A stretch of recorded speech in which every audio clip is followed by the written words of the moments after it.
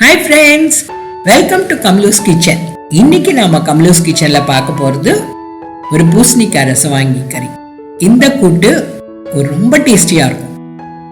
சுடு சுடு சாதத்து கூட, பொங்கல் கூட எல்லாம் நம்ம வச்சு சாப்பிடலாம். இதுக்கு கொஞ்சம் பூசணிக்காய தோலெல்லாம் சீவி நறுக்கி வச்சுக்கலாம். நறுக்கி வச்சுட்டு நம்ம இப்போ காராமணி கூட சேர்த்து எப்படி செய்யறதுங்கிறத பார்க்கலாம். காராமணி ஊற போட வேண்டிய அவசியம் கிடையாது. நல்லா அலசிட்டு அது குக்கர்ல அதையும் கொஞ்சம் 1 டேபிள் ஸ்பூன் கடலைப்பருப்பும் சேர்த்துட்டு வேக விடணும்.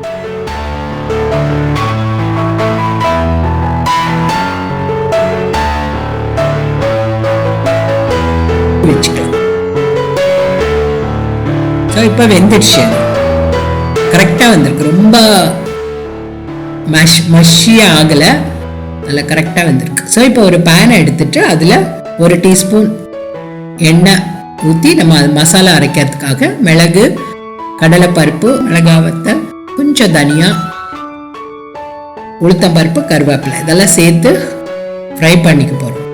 ரொம்ப ப்ரௌன் ஆகாம பார்த்துக்கோங்க, கரிஞ்சிடக்கூடாது, அப்புறம் டேஸ்ட் மாறிடும். ஸோ லைட்டா அது ஃப்ரை ஆனதும் ஃப்ரெஷ்ஷா துருவின 3 டேபிள் ஸ்பூன் அளவு தேங்காயும் சேர்த்து கொஞ்சம் லைட்டா ஃப்ரை பண்ணிக்கலாம். ஃப்ரை ஆனதும் நீங்க அடுப்பை ஆஃப் பண்ணிட்டு ஆற வச்சிடுங்க. ஆற வச்சதை நம்ம மிக்சியில சேர்த்து ரொம்ப நைஸா அரைக்காம கொஞ்சம் கொரன்னு அரைச்சு எடுத்துக்கலாம். அதுக்கு கூட மஞ்சத்தூளும் சேர்த்துக்கலாம். ஸோ இந்த மாதிரி கொரப்பா இருந்தாதான் அந்த கூட்டு நல்லா இருக்கும். ஸோ இப்போ நம்ம நறுக்கி வச்சிருந்த பூசணிக்காய் பீசஸும் நல்லா தண்ணி ஊற்றி கொஞ்சம் உப்பும் சேர்த்து வேக விடணும். அதுவும் கரெக்டா வெந்துடுச்சு. இப்போ ஸோ ஒரு சின்ன அளவு, தட் இஸ் நெல்லிக்காய் அளவு புளியை எடுத்து கரைச்சு அதுவும் உப்போட சேர்த்து நல்லா கொதிக்க விடணும் முதல்ல. அப்பதான் அந்த புளியோட பச்சை வாடையெல்லாம் போகும். அரைச்சி வச்ச மசாலா பேஸ்டையும் அந்த புளியோட சேர்த்து ஒரு 30 செகண்ட்ஸ் கொதிக்க விடலாம். ஸோ அதுலயே அலசின தண்ணி, நமக்கு தேவையான அளவுள்ள தண்ணியும் அதோட சேர்த்து கொதிக்க விடலாம். ஸோ கொதிச்சதும் வேக வச்சிருந்த பூசணிக்காயும் அந்த காராமணி கடலைப்பருப்பு அதெல்லாம் சேர்த்து ஒரு 2 மினிட்ஸ் நல்லா கொதிக்கணும். எல்லாம் சேர்த்து புளி, உப்பு, காரம் எல்லாம் கரெக்டா இருக்கா நமக்கு டெஸ்ட் பண்ணிக்கலாம். ஸோ 2 மினிட்ஸ்ல அந்த மசாலாவோட சேர்ந்து அந்த பூசணிக்காயும் நல்லா கொதிச்சு கரெக்ட் கன்சிஸ்டன்சி வந்துடும் நமக்கு.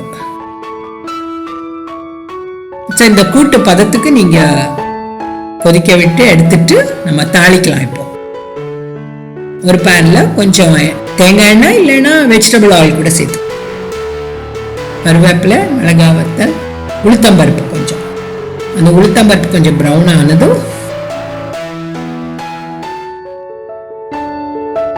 இந்த தாளிப்பை அதோட சேர்த்து நம்ம பரிமாறினா ஒரு சூப்பரான பூசணிக்காய் ரசவாங்கி தயாராயிடுச்சு.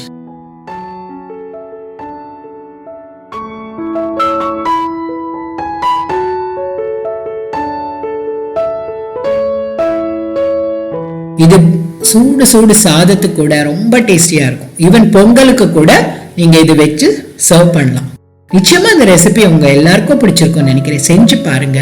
கண்டிப்பா செஞ்சு பார்த்துட்டு உங்களோட கமெண்ட்ஸ் எனக்கு எழுதுங்க.